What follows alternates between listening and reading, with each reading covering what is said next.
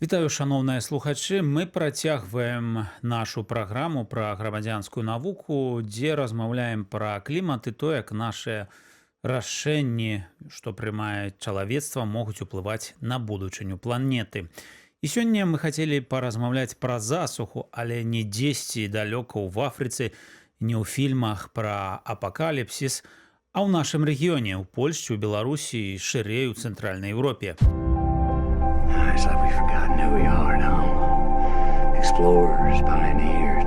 You said science is about meeting. Цяга да даследавання ў нас у крыві гэта тое, што прымушае нас ісці наперад. Stars. Гэтыя словы з фільму «Інтэрстэлар» дакладна апісваюць сутнасць чалавечай натуры. Людзі заўсёды спрабуюць разумець навакольны свет і адкрываць новае. Кожны з нас можа стаць даследчыкам і дапамагчы навуцы. Адкрыю сабе вучонага. You? Deal. Напэўна, нехта з вас мог задавацца такім пытаннем, чаму лес цяпер гарыць вельмі хутка, куды знікае вада. І галоўнае, чаму праблема не толькі ў змене клімату, але і ў тым, як людзі дзесяцігоддзямі абыходзіліся з палямі, з зямлёй і з вадой. Справа ў тым, што цягам дзесяцігоддзяў в Еўропе дзейнічала простая логіка. Вада – гэта праблема. Балоты асушвалі, рэкі выпрамлялі. Меліярацыйныя каналы будавалі так, каб вада як мага хутчэй сыходзіла з палей. І гэта здавалася разумным, бо сухое поле, як вядома, добрае поле, а балота – гэта кепская зямля. Нават сама фраза «асушаць балоты» ў нашай культуры мае пазітыўны сэнс. Але сёння высвятляецца, што мы стварылі такую сістэму, якая не ўмее затрымліваць і захоўваць ваду. Што з гэтым рабіць і як забяспечыць устойлівую будучыню нашага існавання? Пра гэта мы хочам паразмаўляць з нашым сённяшнім госцем, экспертам, старшынём фонду управлення «Нерушнатура» Владимиром Зуевым. Добрый день, Владимир. Добрый день. Владимир, скажите, калі ласка, што адбываецца з вадой вакол нас? Ситуация с пресной водой у свеце даволі напружаная і паступова яно пагаршаецца. І размова ідзе не столькі пра дэфіцыт вады ў некаторых краінах, а размова ідзе аб сістэмным крызісе водных рэсурсаў і ў тым ліку пад уплывам змену клімату. І праблема не толькі ў тым, што ападкаў можа выпасць менш. Праблема ў тым, што тэмпература паветра расце, выпарэнне паскараецца і дажджы становяцца кароткімі і экстрэмальнымі. І атрымліваецца парадокс. Вады можа выпасць шмат, але зямля ўжо не працуе як губка. Выпарванне, вада проста сцякае, змывае глебы, выклікае падтапленні і знікае. Ну, а пасля прыходзіць доўгі сухі перыяд. У розных публікацыях зазначаецца, што натуральная непашкоджаная дзейнасцю чалавека зямля, ландшафт можа забяспечыць нармальны прывычны водны цыкл. То вось што гэта такое натуральны ландшафт? Мы страчваем гэтыя натуральныя ландшафты, якія працуюць як губка. То есть раней балоты, вільготныя лугі, натуральныя рэкі, нават лясныя масівы, яны утрымлівалі ваду ўнутры сваёй экасістэмы. І сёння многія з гэтых сістэм разбураюцца, памяншаецца іх плошчы, і калі прыходзіць засуха, просто не выпадае дождж, то запасаў у прыродных экасістэмаў ужо няма або вельмі мала.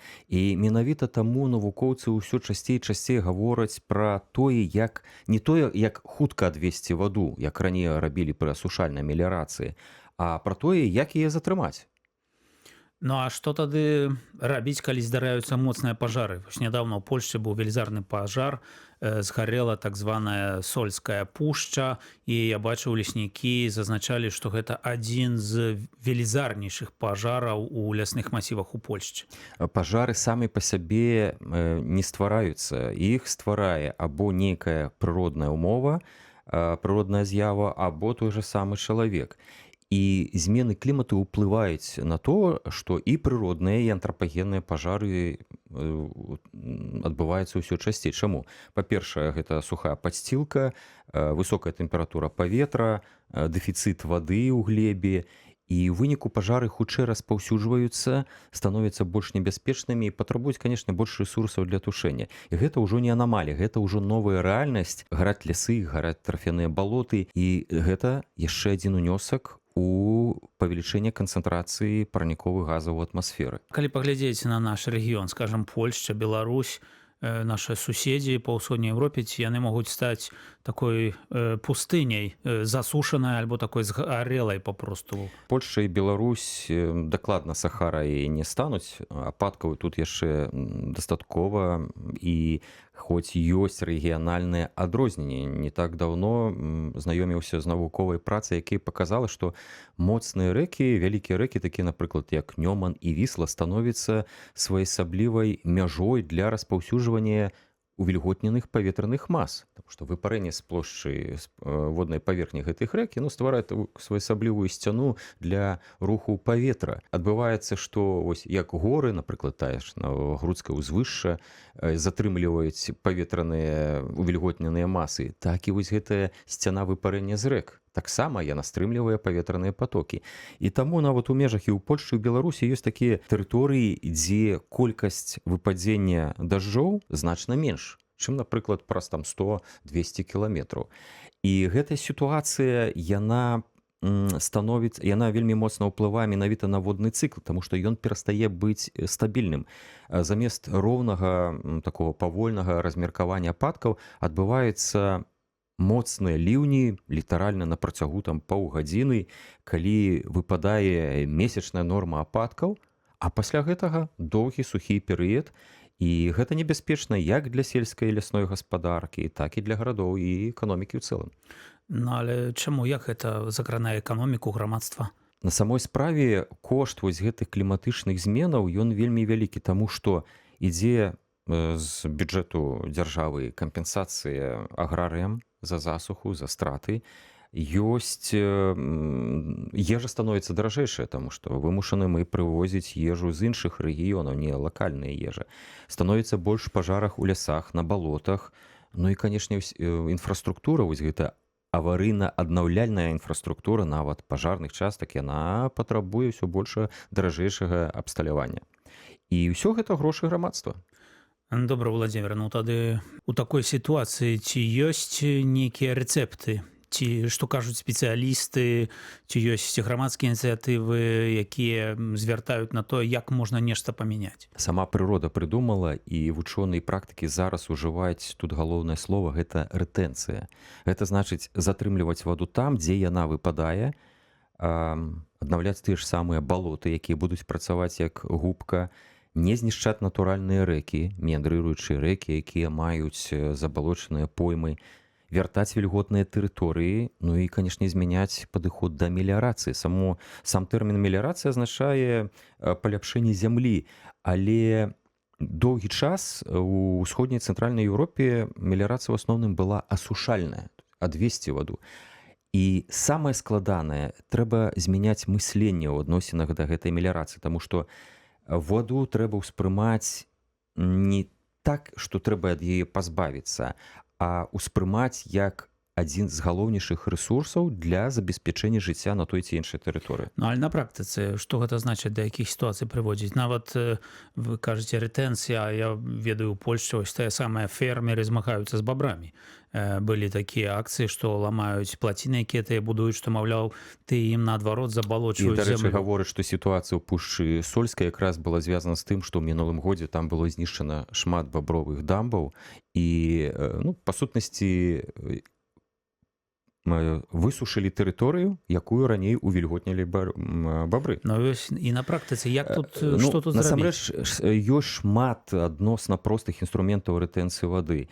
У сельскай гаспадарцы, напрыклад, гэта захаванне лесапалос і вільготных нізін, дзе будзе збірацца вада пасля магутных дажджоў. Менш глыбокая апрацоўка глебы, выкарыстанне покрыўных культур, таких, напрыклад, як канюшына, гарчыца або жыта. І гэта ўсё дапамагае ўтрымоўваць вільгаць у глебе і абараняць глебу ад перагрэву.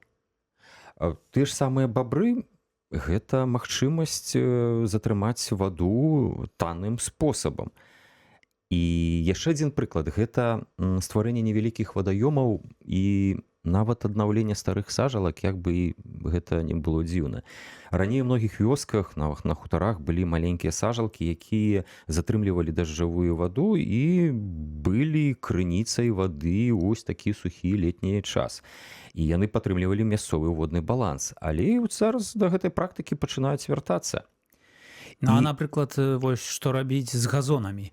Ці іх трэба касіць, ці не касіць? Як тут? Бо тэарэтычна высокая трава таксама можа троху ўтрымліваць вільгаці. Так, менавіта трава, травяны покрыў у натуральным стане, не вынішчаны пад корань, ён забяспечвае захаванне вільгаці і як у глебе, так і падтрыманне, напрыклад, вільготнага паветра. Гэта вельмі важна для здароўя чалавека. Ну і тут можна так сказаць, што вось гэтыя выстрыжаныя газоны, яны з'яўляюцца добрай прыкметай парушэння воднага баланса ў гарадах, таму што сучасныя гарады гэта велізарныя тэрыторыі пакрытыя асфальтам, Ну і ведаем, бетонам. што вельмі часта такі моцны дождж, лівень, ён проста робіць патоп. Так, таму што вада не всмоктваецца, а вось такія натуральныя газоны, яны дазваляюць затрымоўваць воду ў глебе, па-перша. А ну і па-другое, гэта, канешне, падтрымка біёразнастайнасці. Калі ўжо мы пачалі гаварыць пра гарады, то што яшчэ прапаноўваюцца для гарадоў? Якія падыходы?